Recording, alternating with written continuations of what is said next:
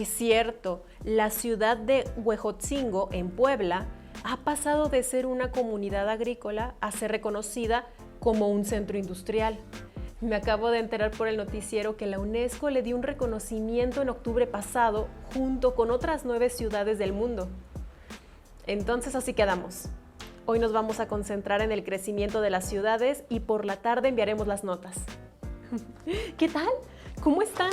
¿Alcanzaron a escuchar que Huejotzingo ahora se ocupa más de la producción industrial que de sus labores agrícolas de siempre? Buen día, ya escuchamos que las ciudades pequeñitas van creciendo porque sus pobladores poco a poco cambian de actividades. Así es, Fer. Cada vez hay más ciudades, a tal grado que se designó internacionalmente un día para recordar mundialmente a las ciudades. Y justo es en octubre. Indaguemos hoy sobre las ciudades, sobre su expansión y desarrollo urbano. Antes de comenzar, Mireya, para ponernos de acuerdo y poder diferenciar una aldea rural de una ciudad, recuérdame, ¿cuántos habitantes tiene un pueblo? Además, en una ciudad, ¿cuánta gente debe haber como mínimo para que sea una ciudad chica? En México, el INEGI considera una población rural aquella en donde viven menos de 2.500 habitantes y una ciudad donde se supera esta cantidad. El número de habitantes no es la única diferencia entre lo rural y lo urbano, y la transición de una categoría a otra es todo un proceso que toma tiempo. Además, con nuevas y diferentes actividades económicas, también llega más gente de otras poblaciones que demandan servicios públicos y obras de infraestructura.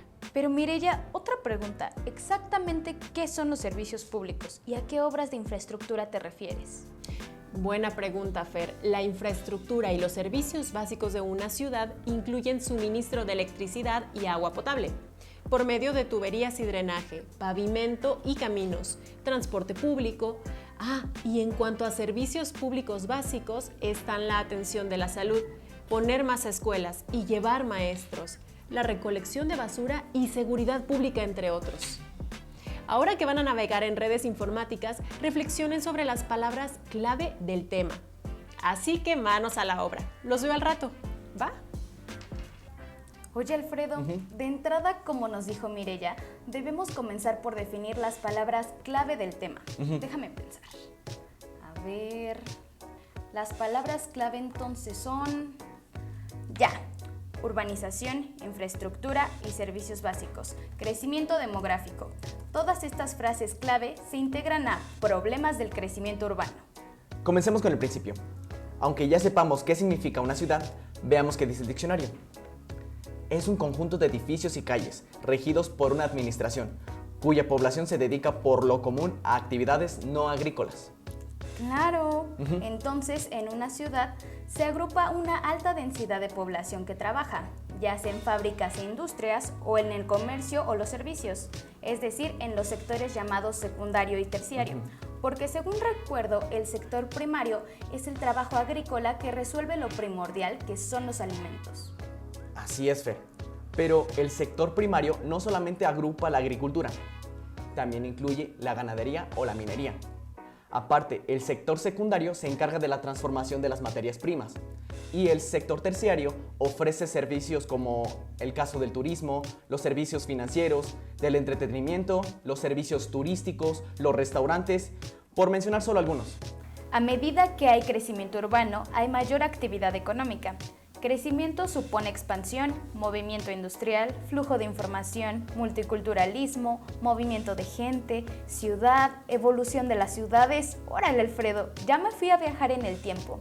La primera ciudad que registra la historia en Mesopotamia se llamaba Uruk hace 3.500 años y para ubicarnos esto fue al sur del actual Irak. Te fuiste demasiado lejos, Fer. Estamos viendo crecimiento urbano en la actualidad. Fue un breviario cultural, pero ya me voy a enfocar en las ciudades del presente. Ya me mencionaste la definición de ciudad.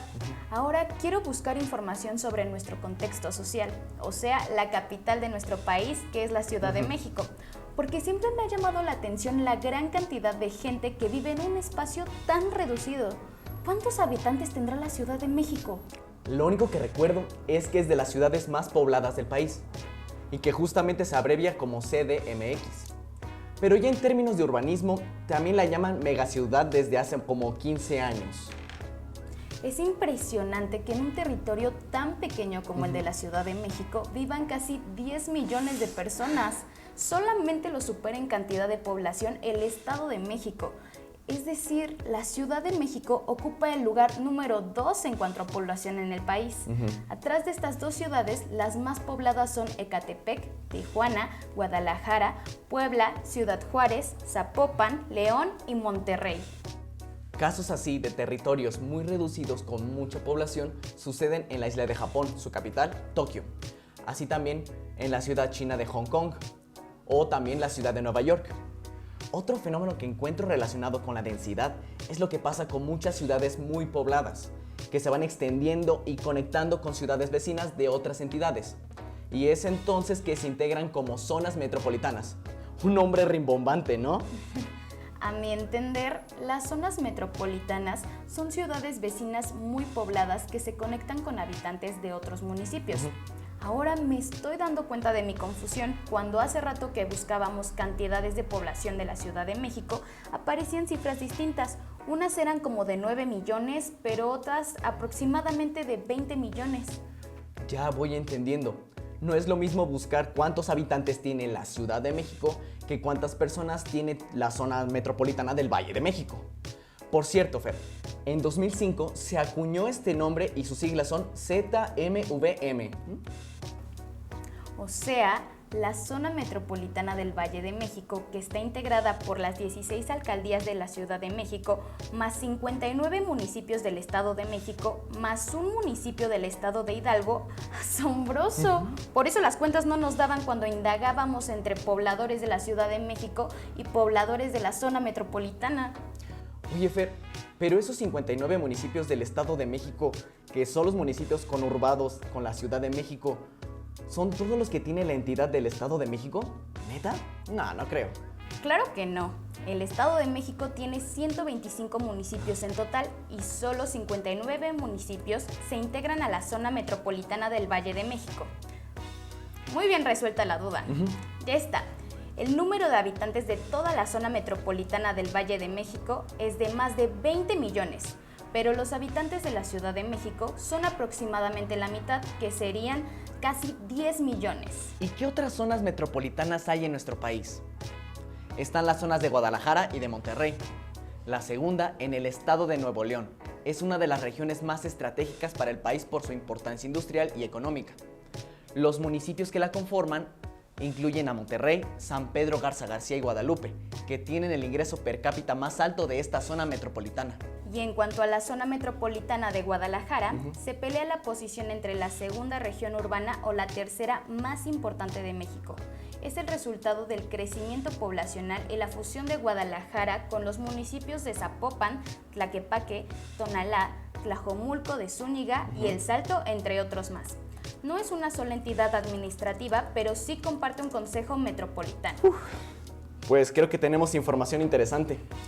Vamos a buscar a Mireya para intercambiar los hallazgos y ponerlos en orden. Chicos, ¿y bien? ¿Qué es lo que han encontrado? Mira, Mireya, hemos encontrado conceptos y datos interesantes. Nos hace falta darles forma. Por un lado, tenemos que el crecimiento de una ciudad, ya sea chica, mediana o grande, se cuantifica tanto por el número de sus habitantes, así como por la infraestructura y servicios a una ciudad. Cada vez hay más ciudades, no solamente en México, sino en todos lados del mundo, a cambio de que en los poblados y aldeas rurales paulatinamente disminuye el número de sus habitantes. Hace 40 años, la balanza era más o menos mitad de zonas rurales y mitad de asentamientos urbanos. Y todavía más atrás en el tiempo, por 1950, hace aproximadamente 70 años, había muchas menos ciudades y abundaban las poblaciones rurales. Así es. Poco a poco la gente del campo se fue yendo a buscar más oportunidades laborales, o algunos buscaban continuar sus estudios en ciudades más grandes. Y paradójicamente, o también contradictoriamente, aunque la gente se iba de los pueblos, no pasaba que desaparecían. Al revés, el número de habitantes de las aldeas rurales también iba creciendo hasta que rebasaron los 2.500 habitantes. Entonces se fue elevando la cantidad a 3.000, luego a 5.000 y luego a 8.000 habitantes, hasta convertirse en una pequeña ciudad, misma que también demandaba la construcción de infraestructura urbana. poco a poco iba tomando forma de una ciudad que tenía más servicios. Ajá, es una dinámica interesante. De este modo, la gente de las zonas rurales se fue mudando a estas pequeñas ciudades recién nacidas para buscar más oportunidades de trabajo y no depender de los sembradíos. Por lo tanto, el ritmo de crecimiento de la población urbana depende de su crecimiento demográfico y de la migración de personas desde las áreas rurales a la ciudad. El crecimiento de las ciudades se presenta como un entorno multisectorial que atrae y propicia un desarrollo económico, pero afecta el medio ambiente y la forma de vida. Y a medida que hay crecimiento urbano, se necesitan políticas públicas claras para asegurar la calidad de vida de las personas. Y en esto juega un papel vital la conservación de áreas verdes mediante una creatividad colectiva para colocar plantas, aunque sea en techos de edificios y muros de la ciudad, o bien cada quien en sus casas, en sus ventanas. Por eso, también los gobiernos hacen campañas para plantar árboles, se hacen azotas verdes, así como también se establecen reglas para reducir la altura de los edificios. Exacto, Fer. Pero no solamente las campañas de sembrar árboles y plantas son promovidas por el gobierno. En esas actividades colectivas participan organizaciones de la sociedad, a las que la gente se suma. Pero déjenme regresar a las ciudades grandes que incorporan a otras áreas de otras entidades vecinas y que se denominan zonas metropolitanas. Todavía no me queda claro si una megaciudad y una zona metropolitana es lo mismo. Mira, una megaciudad se llama así por estar cerca de los 10 millones de personas. En cambio, hablar de zonas metropolitanas son palabras mayores. Se trata de un conjunto de 2 o más municipios donde al menos uno de ellos tiene una población de más de 50,000 habitantes. Pero fíjense bien, esos 2 municipios conectados, tanto por su tamaño como por sus actividades, rebasan el límite que el municipio originalmente los contenía, por lo que termina por incorporarse a municipios urbanos vecinos, con los que mantiene un alto grado de integración socioeconómica. En cuanto a infraestructura y servicios, que son los 2 componentes principales de las zonas urbanas, hoy en día representan una prioridad para un gobierno en sus diversos niveles, ya sea federal, estatal y municipal. Fer, tal como mencionaste el papel de los gobiernos en cuanto a las campañas verdes, los gobiernos deben atender siempre la infraestructura y servicios urbanos básicos de las zonas urbanas recién incorporadas. Pero también, Alfredo, los gobiernos municipales, estatales y federales deben aprovechar las oportunidades de empleo e ingreso para la población que las habita, incluida la gente que emigra del campo o de otras ciudades. Es como un círculo virtual, atender demandas urbanas, pero aprovechar oportunidades. Ahora es momento de profundizar los conceptos y despejar dudas. Para eso hemos invitado al Dr. Roberto Ramírez Hernández. ¿Qué significa el crecimiento urbano en el mundo? ¿Y por qué razón catalogamos dicha expansión como un problema? La expansión de las ciudades en realidad es una característica de las ciudades, de todas las ciudades. Es decir, en todas vamos a encontrar el fenómeno de la expansión. El asunto es que llega a un determinado umbral, llega un momento, un límite, que empieza a ser demasiada ya la expansión y entonces sí se vuelve un verdadero problema. Esto es cierto, nos dan problemas muy, como le dijera yo, muy típicos de ciudades grandes, como por ejemplo pues, la violencia, el tráfico, la contaminación, y esto se da particularmente en ciudades que son demasiado extendidas, demasiado crecidas, digamos, ¿no? Y entonces tenemos que empezar a idear soluciones, pues yo le diría que incluso muy creativas, ¿no? Como ha sido lo de por ejemplo, el Metrobús y algunos otros tipos de transporte que hay, y esto se da solamente en ciudades que son demasiado expandidas, ¿no? ¿Cuáles son los principales problemas en México relacionados con el crecimiento urbano? ¿Cuáles son esos problemas? Yo le comentaba hace un momento, por ejemplo, la provisión de transporte público es muy importante y digamos, tenemos que resolver situaciones, por ejemplo, como ahora sucede con el cablebús, ¿no? Que está tan extendida la población ya, digamos, en áreas muy inaccesibles, por ejemplo, para un camión, que tenemos que utilizar este tipo de transporte, o por ejemplo el Metrobús o el mismo metro, ¿no? Es decir, buscar provisión de transporte, digamos, a una escala muy importante. Ese sería uno de los casos, pero existen otros problemas como pues la contaminación, la violencia, ¿cómo se llama? Los tiempos de traslado de un punto a otro. Usted lo habrá visto ahora con el accidente que se dio en la línea 12, Ahora las personas que viven en la zona de Tláhuac, pues prácticamente están tomando el doble de tiempo, dado que no tenemos en funcionamiento la línea 12 del metro. Entonces, esos son como los problemas muy asociados a la expansión de las ciudades, al crecimiento desmedido, que ese es el verdadero problema de las ciudades que crecen tanto. Según datos del INEGI sobre la población urbana, en 1950, en México, la mayor parte de la gente vivía en el campo. En cambio, en las ciudades solamente el 43% de la población habitaba en esas localidades urbanas. 20 años después, en 1970, el porcentaje había subido a 71%, pero para 2020 subió a 79%.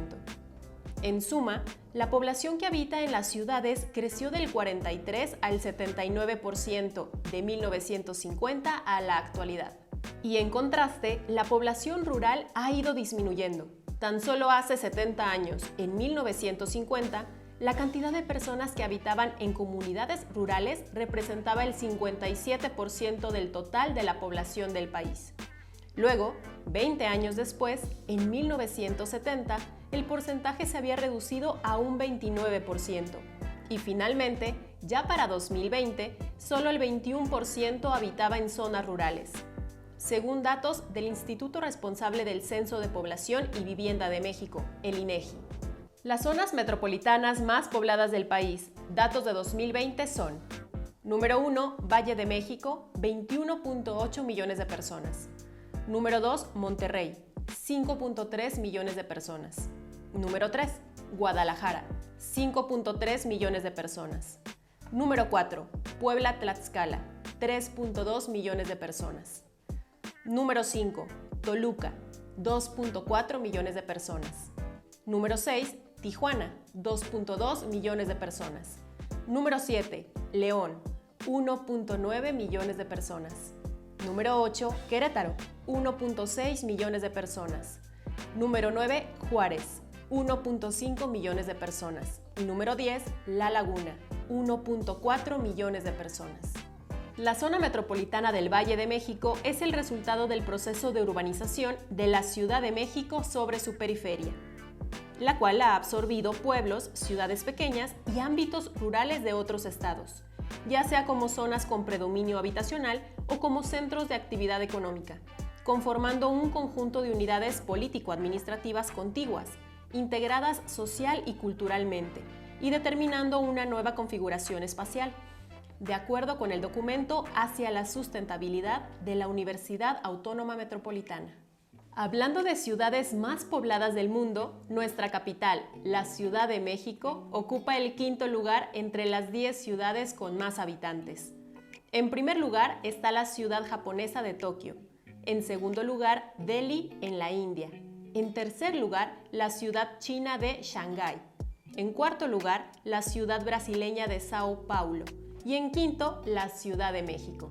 Le siguen la ciudad egipcia de El Cairo, la ciudad Dhaka, que es la capital de Bangladesh, la ciudad india de Mumbai, la capital de China, que es Pekín, y el 10º lugar lo ocupa la ciudad japonesa de Osaka. En su libro Zona Metropolitana, Crecimiento y Expansión al 2040, nos da una perspectiva territorial que señala los peligros del crecimiento urbano caótico. ¿Nos podría hablar más del tema? Sí, yo le decía que el objetivo del libro es tratar de adelantarnos a los problemas que va a tener la Ciudad de México hacia el año 2040.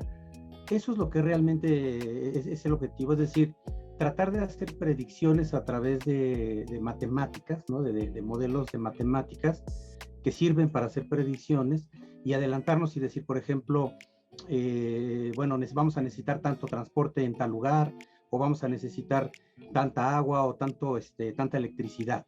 Entonces, digamos, es un poco un ejercicio para tratar de adelantarnos a esos probables problemas que pudieran darse hacia el año 2040.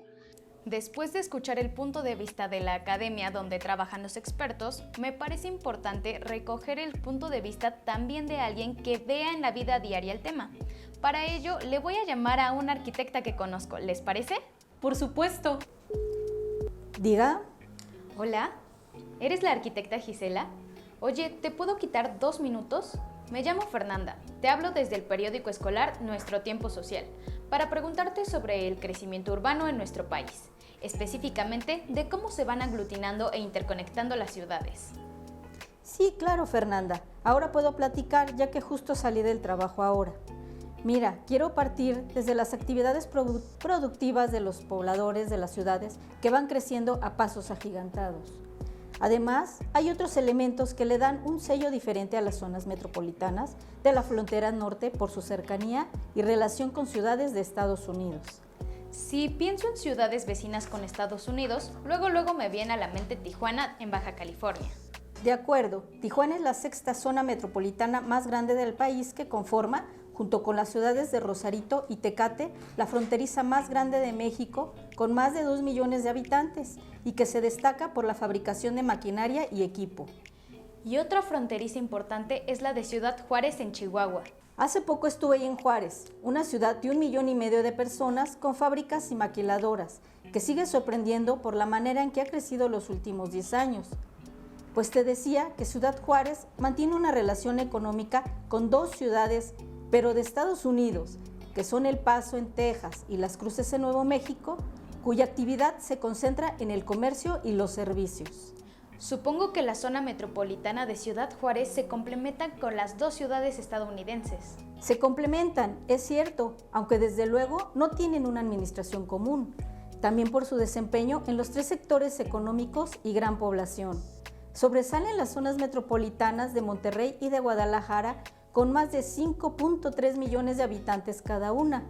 La cuarta zona metropolitana más poblada en Puebla, Tlaxcala, con 3.2 millones de habitantes, según el censo de 2020. ¡Órale! Y finalmente, Gisela, ¿nos puede contar sobre las áreas verdes en nuestras ciudades? Un caso ejemplar es el que vi en la ciudad de Nueva York, en Estados Unidos. Fíjate, los urbanistas transformaron una zona de vías de tren abandonadas, que era peligrosa, en un parque y andador verde que logra incorporar a la gente de la zona. ¡Qué interesante, Gisela! Muchas gracias por tu opinión y tu tiempo. No cabe duda que intercambiar puntos de vista con otros, como estudiosos y teóricos, como los profesionistas, estudiantes y demás personas, se aprende a respetar la opinión del otro y a encontrar coincidencias y diferencias. La evolución de las ciudades conlleva problemas como la expansión desorbitante e irregular de los asentamientos en las periferias, que luego recaen en pobreza, problemas de salud y de comportamiento de la gente. Efectivamente, Mireya, el tema del crecimiento de las ciudades y en las ciudades da para seguir investigando. Se puede enfocar en la explosión demográfica y sus consecuencias sociales y económicas. También el desequilibrio entre lo rural y lo urbano que perturba procesos naturales. Hace 70 años predominaban las zonas rurales. Luego, en 2007, se llegó a una proporción de 50% rural y 50% urbano. Pero en el presente se acerca a una urbanización del 80% contra el 20% de vida en el campo. El tema se conecta con comportamientos psicológicos. ¿Por qué a tanta gente le vale el futuro cercano de los problemas urbanos? Su indiferencia me impresiona. Tenemos que saber cuidar el agua, separar la basura, tener conciencia del consumo exagerado de luz y las compras compulsivas por internet. Esas cosas que compramos a la primera salida y que no necesitamos. Además de que generan cantidades descomunales de basura. Así es, Alfredo. Todos deberían involucrarse, desde empleados del gobierno, administradores e ingenieros, para que se respete, por ejemplo, la máxima altura de los edificios, o que no se puedan disponer de terrenos irregulares, o que los parques no se conviertan en estacionamiento. Chicos, hicieron un buen trabajo. Se nota que conforme se van involucrando con un tema de ciencias sociales, les va picando la curiosidad por aterrizar en el contexto social. Muchas gracias por acompañarnos en esta emisión de Nuestro Tiempo Social, donde la sociedad tiene sentido. Haz este programa con nosotros. Participa con Jóvenes en TV, un espacio de reflexión y construcción del conocimiento. ¡Hasta la próxima!